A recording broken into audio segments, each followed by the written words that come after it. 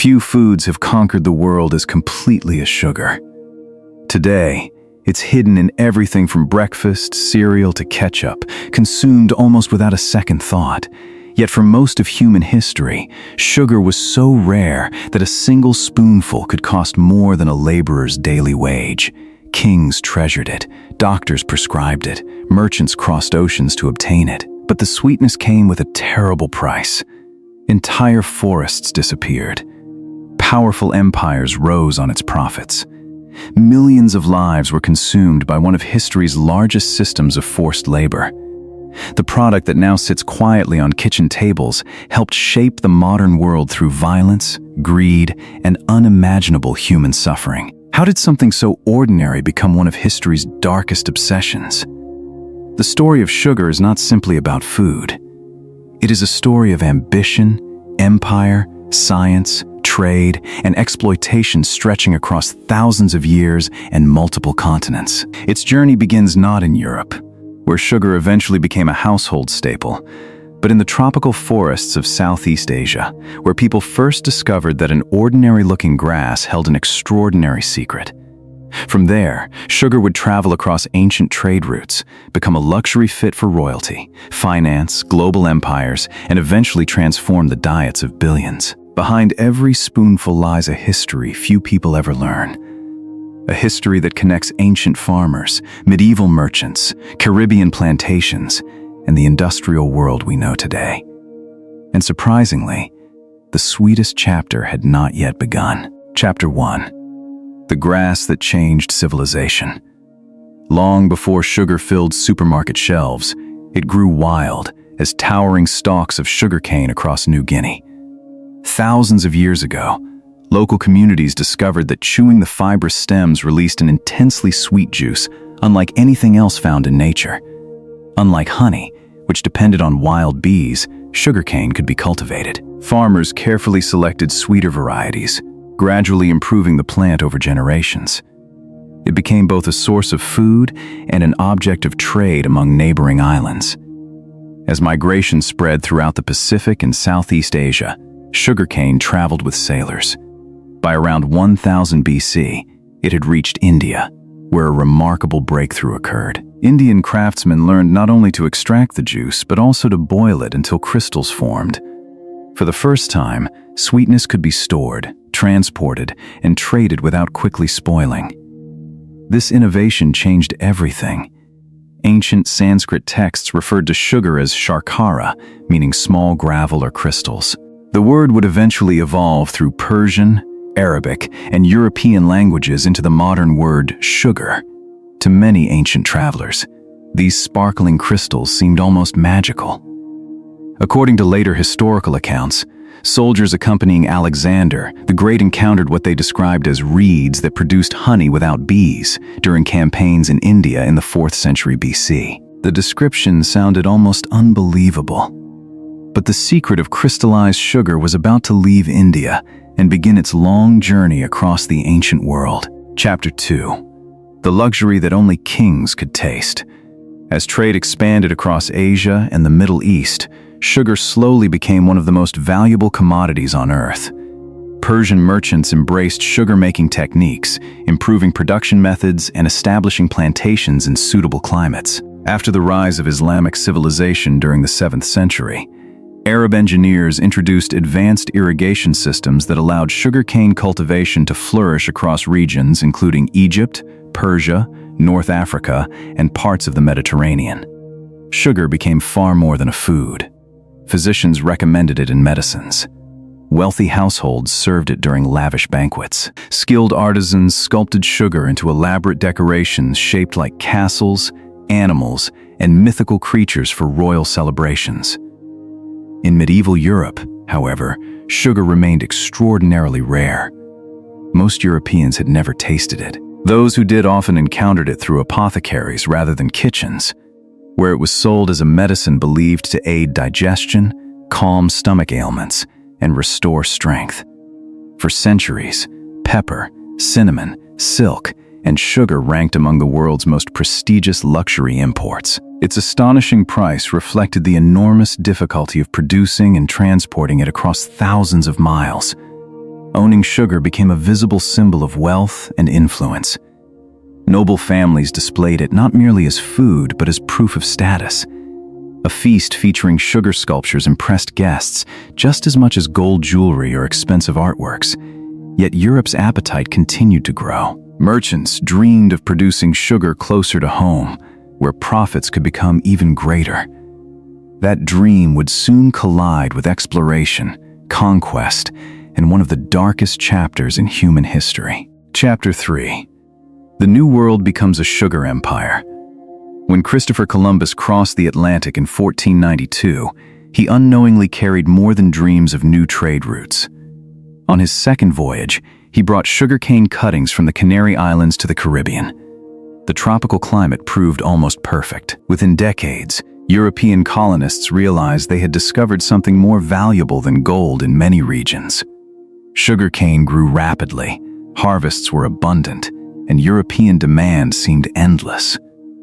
But there was a problem. Sugar was brutally difficult to produce. Every stalk had to be cut by hand under the scorching sun. Once harvested, the cane began losing its sweetness almost immediately, forcing workers to rush it to nearby mills. There, giant rollers crushed the stalks before the juice was boiled for hours in enormous copper kettles. The heat was unbearable. Steam filled the air. Boiling syrup could cause horrific burns, while the heavy machinery frequently crushed hands and limbs. Producing sugar required an enormous workforce willing, or forced, to endure exhausting conditions. At first, European colonists relied heavily on indigenous peoples. Disease, warfare, and forced labor devastated native populations across the Caribbean, leaving plantation owners desperate for new workers. The solution they chose would reshape the Atlantic world forever. Across the ocean, European traders turned increasingly toward West Africa, where an expanding network of slave traders supplied millions of captives for transport across the Atlantic. What began as a profitable crop was becoming the engine of an unprecedented human tragedy. Yet this was only the beginning. Chapter 4. The sweet crop built on human misery. Between the 16th and 19th centuries, sugar plantations became the driving force behind the transatlantic slave trade. Historians estimate that more than 12 million Africans were forced onto slave ships, with millions sent specifically to labor on sugar plantations in Brazil and the Caribbean. For plantation owners, sugar represented immense wealth. For enslaved workers, it meant relentless suffering. The workday often began before sunrise and ended long after darkness fell. Harvest season was especially brutal because every hour mattered. Once sugarcane was cut, it had to be processed quickly before its sugar content declined. Workers swung heavy machetes through fields sharp enough to slice exposed skin. They hauled enormous bundles to the mills, where deafening wooden and later iron rollers crushed the cane. Accidents were horrifyingly common. Some workers lost fingers, arms, or their lives in the machinery. Inside the boiling houses, conditions were equally deadly. Massive cauldrons of bubbling syrup generated unbearable heat. Burns, dehydration, and exhaustion became routine parts of daily life. Many plantations operated with chilling efficiency, because enslaved people were treated as property rather than human beings. Replacing workers was often considered cheaper than improving conditions. Sugar profits flowed across the Atlantic. The wealth financed banks in London, merchant houses in Amsterdam, shipbuilders in France, and growing industries throughout Europe. Elegant mansions, busy ports, and expanding financial institutions all benefited, directly or indirectly, from the global sugar economy. The irony was impossible to ignore. European families stirred sugar into tea, coffee, and chocolate, often unaware that every spoonful represented countless hours of forced labor thousands of miles away. But history was preparing another dramatic turn. The very success of sugar would help ignite revolutions that would shake the world's greatest empires. Chapter 5. The revolution sweetened by sugar. By the late 18th century, sugar had become one of the world's most profitable commodities. European powers fought fiercely to control the islands that produced it, especially in the Caribbean, where a single plantation could generate fortunes. No colony was more valuable than Saint-Domingue, the French territory that occupies present-day Haiti. Though relatively small, it produced astonishing amounts of the world's sugar and coffee. French merchants grew rich, and the kingdom relied heavily on the colony's enormous profits. Yet beneath that prosperity lay unimaginable brutality. Enslaved Africans vastly outnumbered the white plantation owners. They worked under conditions so harsh that many died within a few years of arriving. Plantation owners often chose to import new captives rather than improve living conditions. Then, in 1791, everything changed. Inspired in part by the ideals of the French Revolution, enslaved men and women launched one of history's most successful slave uprisings. Fields burned, plantations collapsed, colonial authority crumbled as thousands fought for their freedom. Among the revolution's greatest leaders was Toussaint Louverture, a formerly enslaved man whose military brilliance transformed a rebellion into a revolutionary movement.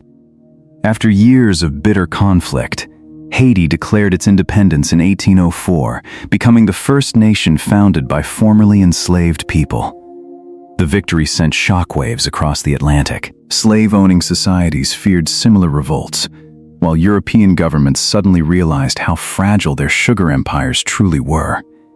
But another challenge was already emerging, one that had nothing to do with revolution and everything to do with science. Sugar did not change history because it was sweet. It changed history because it connected nearly every force that shaped the modern world. It fueled exploration across oceans. It enriched colonial empires. It strengthened global trade networks and helped finance the Industrial Revolution. At the same time, it expanded one of history's largest systems of human exploitation, leaving scars that remain visible in many societies today. Its influence reached beyond politics and economics. Scientists now understand that humans are naturally drawn to sweetness because, for our distant ancestors, sugary foods were rare sources of quick energy. Evolution rewarded that preference. Modern industry exploited it. Instead of encountering sugar occasionally in ripe fruit or honey, billions of people now consume it every day, often without realizing how much is hidden in processed foods. The same craving that once helped humans survive became a powerful commercial advantage in an age of mass production. Perhaps the greatest irony is this: the product that once symbolized unimaginable wealth is now so abundant that many countries struggle not with scarcity, but with overconsumption. Yet behind every teaspoon lies a story stretching back thousands of years. A story of discovery, innovation, conquest, suffering, resilience, and transformation. Sugar is more than an ingredient. It is a mirror reflecting humanity's greatest achievements and some of its darkest choices. Conclusion. The history of sugar reminds us that even the simplest things on our tables can carry extraordinary stories. From the jungles of New Guinea to the royal courts of Europe, from Caribbean plantations to modern supermarkets, sugar has influenced civilizations in ways few people ever imagine. It has inspired scientific breakthroughs, built fortunes, toppled empires, and forever changed the global diet. The next time you stir sugar into your coffee or enjoy your favorite dessert, you're holding the final chapter of a journey that began thousands of years ago. The question is no longer how sugar conquered the world. It's whether we truly understand the price that was paid for its sweetness.